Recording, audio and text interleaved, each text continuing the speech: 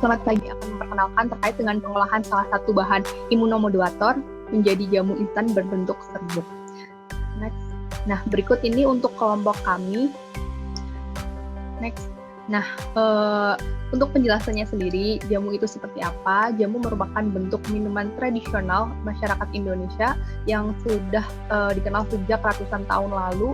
Kemudian dibuat dengan memanfaatkan bahan-bahan alam atau juga dikenal dengan empon-emponan. Sampai sekarang jamu sudah berkembang menjadi berbentuk berbagai sediaan seperti serbuk dan kapsul yang sama-sama memiliki manfaat untuk kesehatan. Nah, untuk perbedaannya sendiri antara perbedaan jamu dan obat modern itu terkait dengan obat modern sendiri itu jenis obat yang bisa dibeli di apotek secara bebas maupun harus dengan resep dokter yang telah memiliki uji efek farmakologisnya. Sedangkan jamu tradisional itu masih diproses dengan menggunakan bahan alam secara utuh dan biasanya dibeli secara bebas serta dapat mudah dibuat secara mandiri dengan prosedur yang sangat sederhana. Yang selanjutnya adalah manfaat mengkonsumsi jahe di masa pandemi.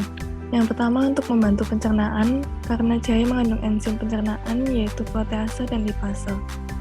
Kemudian yang masing-masing mencerna protein dan lemak. Selanjutnya melancarkan peredaran darah di sini karena pada jahe bersifat antikoagulan yaitu mencegah penggumpalan darah. Jadi mencegah tersumbatnya pembuluh darah yang menjadi penyebab utama penyakit stroke dan serangan jantung. Kemudian yang ketiga meredakan rasa sakit, di mana jahe dapat meredakan nyeri, rematik, sakit kepala dan migrain.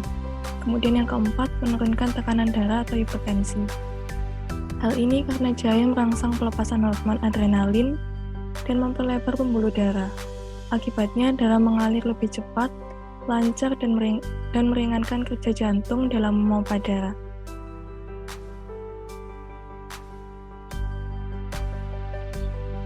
Berikutnya imunomodulator.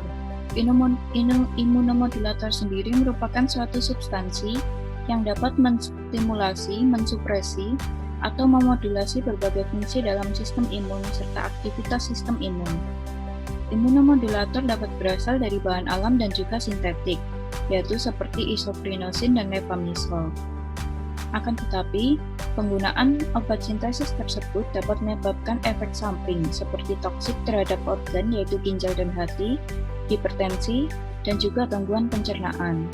Oleh sebab itu, penggunaan bahan alam sebagai imunomodulator dianggap lebih aman sehingga lebih dipercaya oleh masyarakat. Next. Ada cukup banyak tanaman yang memiliki efek imunomodulator. Beberapa di antaranya adalah meniran, lidah buaya, jahe, kunyit, temulawak, sambiloto, dan juga mengkudu. Untuk selanjutnya ada beberapa macam jahe yang ada di Indonesia, yaitu yang pertama ada jahe besar atau jahe gajah, lalu yang kedua ada jahe putih kecil atau jahe emprit, lalu yang ketiga ada jahe merah. Next. Untuk ciri-ciri dan kandungannya, jahe merah dia rimpangnya berwarna merah dan lebih kecil daripada jahe putih kecil. Sama seperti jahe kecil, jahe merah selalu dipanen setelah tua dan juga memiliki kandungan minyak atsiri yang sama seperti jahe kecil, sehingga cocok untuk ramuan obat-obatan. Jahe merah ini memiliki kandungan minyak atsiri sebesar 3,9% dan ekstrak yang larut dalam alkohol 9,93%. Untuk jahe gajah, rimpangnya ini lebih besar dan gemuk. Ruas rimpangnya juga lebih menggembung dari kedua varietas lainnya. Jahe ini bisa dikonsumsi baik saat berumur muda maupun saat berumur tua, baik sebagai jahe segar maupun olahan. Jahe ini memiliki kandungan minyak atsiri sebanyak 2,5% dan ekstrak yang larut dalam alkohol sebanyak 5,81%. Untuk jahe emprit atau jahe kecil ini, ruasnya kecil, agak rata, sampai agak sedikit mengembung. Dipanen setelah berumur tua, lalu kandungan minyak atsirinya ini lebih besar daripada jahe gajah, sehingga rasanya cenderung lebih pedas dan mengandung serat yang tinggi. Dan jahe ini cocok juga untuk ramuan obat-obatan. mengandung minyak atsiri sebanyak 3,5% dan ekstrak yang larut dalam alkohol 7,29%. Next. Kandungan minyak atsiri dan kelarutannya menentukan besarnya antioksidan dan total fenol yang mengandung dalam jahe. Untuk beberapa komponen bioaktif yang berada di jahe itu ada gingerol dan sogaol, diaryl heptanoid dan kurkumin mempunyai aktivitas antioksidan. Lalu selanjutnya kandungan jahe sebagai imunomodulator. Jahe memiliki kandungan antioksidan yang tinggi untuk meningkatkan imun tubuh, yakni oleoresin yang lebih dikenal sebagai gingerol. Gingerol juga bermanfaat sebagai antikoagulan, yaitu mencegah penggumpalan darah dan melancarkan aliran darah sehingga dapat mencegah penyakit stroke, jantung, dan penyakit degeneratif lainnya. Nah, selain banyaknya manfaat yang dimiliki oleh jahe, jahe ini bisa diproduksi dengan mudah di rumah loh. Dan faktanya banyak juga orang yang memproduksi jahe sendiri di rumah. Dan berikut adalah langkah-langkahnya.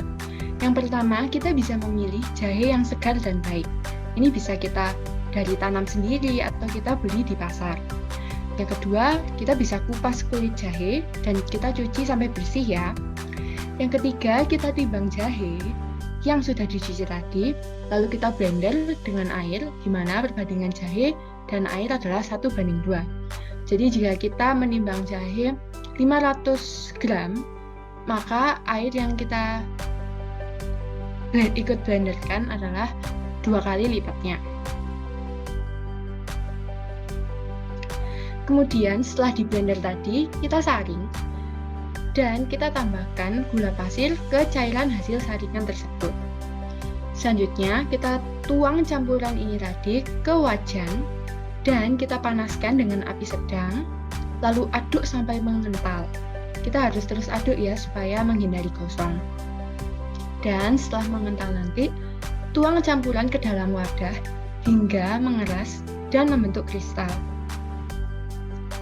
Kemudian, kristal bisa dihancurkan menggunakan blender atau menggunakan saringan biasa, sehingga kristal bisa berubah menjadi bubuk atau serbuk seperti yang ada pada gambar ini.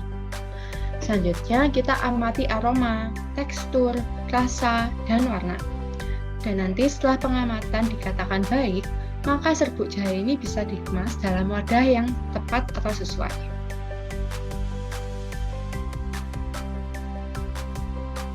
Untuk aturan pemakaian jamu, biasanya jamu ini dikonsumsi sebanyak 2 kali sehari. Karena bila berlebihan itu jahe memiliki efek samping seperti diare ringan, nyeri ulu hati, dan juga mengiritasi lambung. Next.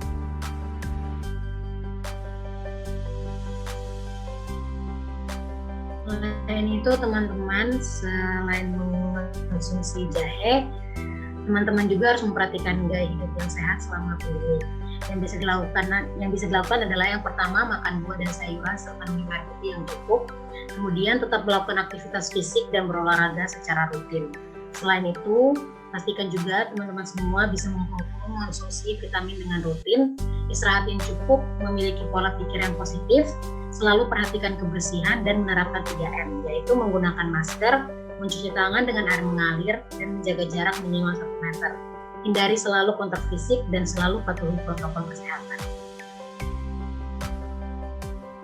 Sekian penyuluhan dari kami terkait jahe. Semoga apa yang kami sampaikan bermanfaat untuk semuanya. Terima kasih.